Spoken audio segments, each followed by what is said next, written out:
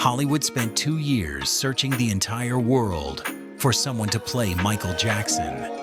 They auditioned hundreds of performers across multiple continents, and after all of that searching, the answer was sitting right there in the family the whole time. But here's what most people still don't know. Jaafar Jackson almost didn't get the role. There was one specific moment during the casting process that changed everything. A moment so powerful, it convinced producers he wasn't just the best choice, he was the only choice. Stay with me, because by the end of this video, you'll understand exactly why this casting decision was never really a decision at all. For those of us who grew up in the 80s and 90s, Michael Jackson wasn't just a singer, he was part of our lives. His music played at birthday parties, road trips, school dances, and quiet evenings. When the whole family was in the same room together, hearing Billie Jean or Man in the Mirror today still feels like opening a time capsule from a chapter of life we can never fully get back. That's exactly why making this movie felt almost impossible from the very beginning.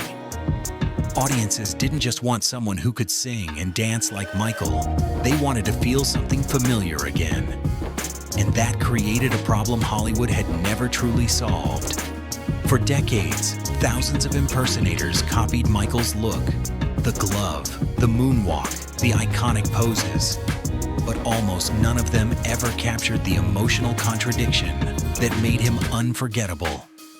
One second he could seem fragile and childlike, and the next, he could electrify an entire stadium of 80,000 people. That rare combination was exactly what the filmmakers needed. And according to everyone close to the production, it was exactly what made Jaafar Jackson different from every single person who auditioned.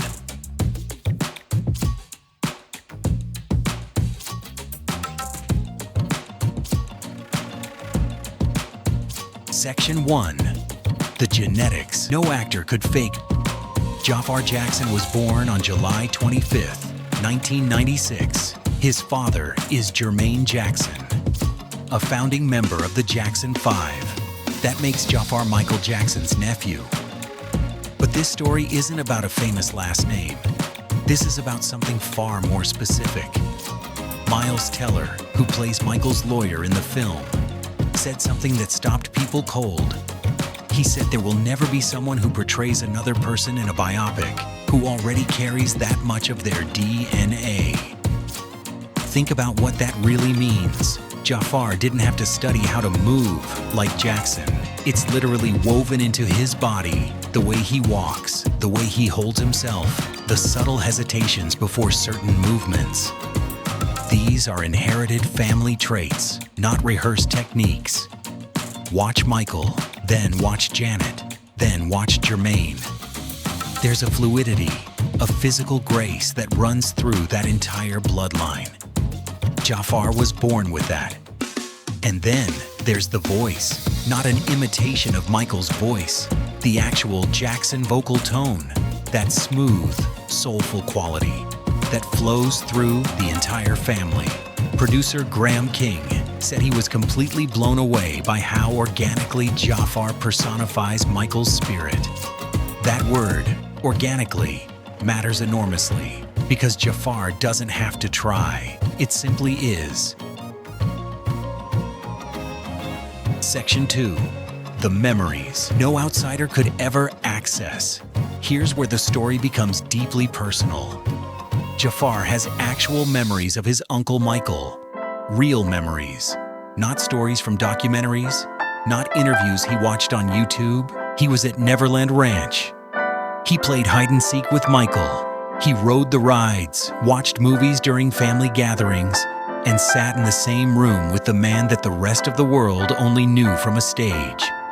Any outside actor, no matter how talented, could study Michael Jackson for a decade. They could memorize every interview, every performance, every behind-the-scenes clip ever recorded. But they would still only know the public Michael Jackson. Jaafar knew the private Michael, the uncle who laughed with his family, the man who existed when the cameras weren't rolling. He grew up hearing firsthand stories from his grandmother, Katherine, from his father, Jermaine, from the people who actually lived those moments. Not tabloid stories, family truths. And when you're portraying someone's life on screen, you don't just need to understand what they did. You need to understand why they did it. You need to feel the weight they carried, the pressure, the loneliness, and the love. Jaafar understands what it means to carry the Jackson name every single day. He lived through the global media frenzy after Michael passed. He knows what that legacy costs because he carries it himself. Before we continue, drop a comment and tell us, what's the very first Michael Jackson memory you still carry with you today? For a lot of us, those songs aren't just music anymore. They're connected to family, to people we miss, and to a version of ourselves that feels very far away now. Section 3. The moment that changed everything. Producer Graham King met Jaafar over 2 years before the casting was officially announced. They were still auditioning other actors, still running the global search. But something happened in that very first meeting that King later described as undeniable. He said it was immediately clear that Jaafar was the only person to take on this role. Director Antoine Fuqua noticed it too, not just a physical resemblance, not just raw talent, but what he called a spiritual connection to Michael. And here's the part nobody tells you about that room. They didn't just sit down and talk, they asked Jaafar to perform.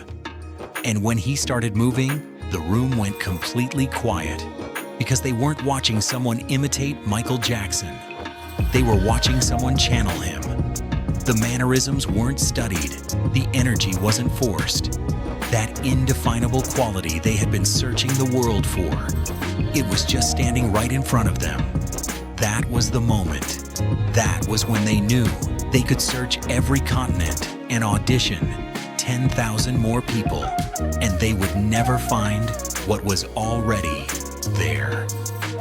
If this story is bringing back memories for you, hit that subscribe button and stay with us. We cover stories about the legends, the music, and the moments that shaped the generation that actually lived through them. You're exactly who we're making these videos for.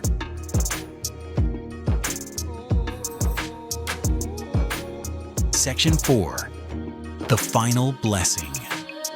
Even after that first meeting, the search continued for 2 more years.